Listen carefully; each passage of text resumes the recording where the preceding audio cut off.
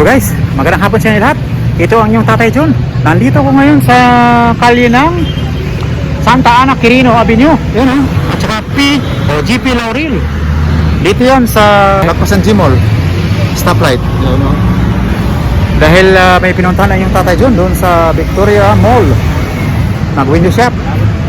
Nauhaw, nagutom. At kaya nagkaroon ng coffee break doon sa loob ng food court. At ito nga, tatawid ako dahil nga go na. Ang go dito guys, kulay puti. Ayun o. So bawal tumawid pag hindi pa nakago. Kasi against the law.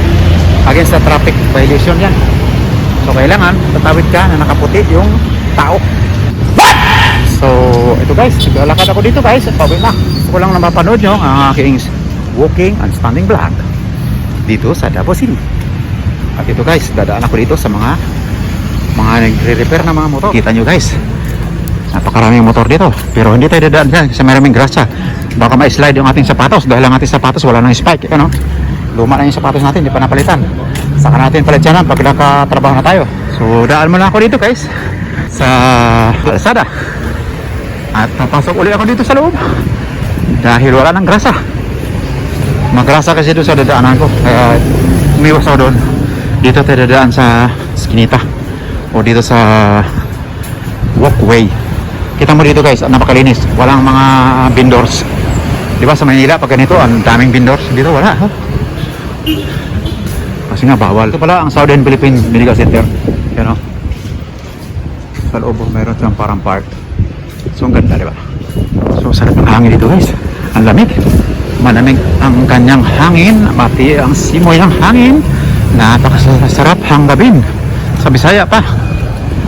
Gusto ko lang ma-experience o makita nyo ang aking mga piniplex na lugar. Yan, gusto nyo magbili ng mga appliances. Ayan, ang dami LYR Marketing. Yan, ang dami lahat halos lahat nandyan.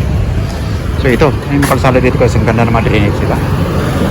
Ayan. Pag nakita mo yung building na yan, ayan yung pinakamatas na building ng Davao City. Yan ay Acacia Street. Yun. Diyan yung kumpanya na in-applyan ko na nag-iwan lang ako ng resume na hanggang ngayon wala pang reply, wala pang tawag. Gusto ko nga balikan at magbigay ako ng resume. Kailangan siguro ng 14 pages na ibigay ko kasi isang page lang yung binigay ko Kinumpress ko yung aking mga experience at saka mga details. Siguro hindi nasiyahan kasi yung iba madaming pages ang sinadmit. Kasi pag talagang pinaprint ko lahat yung aking mga duties and responsibilities sa experience ko sa aking trabaho, baka gustong 14 pages ang aking isubmit yan. So napakarami ang aking experience. So kulang pa yung 14 pages. So ito yung Euro Towers guys napakataas diba? Yan yung dalawang building na yun medyo mataas din. Pero ito talaga pinakataas. Dito malapit sa STI College. So ito guys, tuloy-tuloy lang tayo sa paglalakad. Yung Vivaldi Residence. Yan guys Euro Tower. Napakataas ano?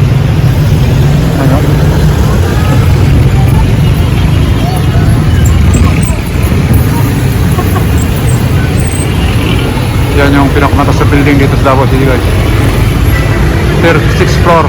Sabi ng guard at tinanong ko ngayon So dito lang yan sa GP Rizal Street saka CM Recto. Ayan yung street na yun Acacia Street. Saka yan ang papuntang ikulan ng mga jeep. Tatawid na tayo guys at maglalakad tayo papunta sa downtown. At makawin na tayo sa ating tinirahan na boarding house. Ito guys, ito yung mga building dito sa Davao City. Mga bagong tayo dito sa CM Recto saka Magsaysay Rojas. Medyo matraffic na ngayon guys kasi nga rush hour. Yan yung Ateneo de Davao University. So diretso lang ako dito guys, maglalakad. Nag-umpisa na papapasok dito sa Magsaysay guys. So yan, may mga titinda sa loob. May kalye na yun. Harap yan ay Ateneo de Davao University. So yung mga building na guys Ganda diba? Ito, 7-Eleven. Gusto nyo kumain dito guys? Dito lang, sa 7-Eleven. Ayun, may lamisa dito labas. Tuloy-tuloy lang sa paglalakad guys. Dito pala guys, may abon no. So, tuloy-tuloy lang ako sa paglakad. Sale, 30 pa lang guys oh. Mura na. Oh, 30 all items. So, tuloy-tuloy lang tayo sa paglalakad.